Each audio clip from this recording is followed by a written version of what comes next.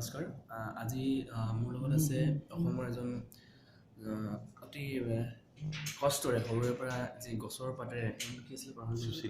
সুশীল লাহন আৰু এই গছৰ পাতেৰে তেওঁ সুন্দৰ সুৰৰ ব্যঞ্জনা কঢ়িয়াই আনে গতিকে বিভিন্ন হিন্দীৰ পৰা ধৰি অসমীয়া বহুতো গীত তেওঁ ৰচনা কৰিছে গতিকে আজি জুবিন গাৰ্গৰ গীতৰ এটা পাতেৰে কেনেকৈ বজাব আমি তেখেতৰ মুখ আজি শুনিবলৈ পাওঁ জুবিন গাৰ্গৰ মোৰ ভাইটিয়ে হয় কিন্তু আমি লগ পোৱা নাই আজিলৈকে ভাল লাগে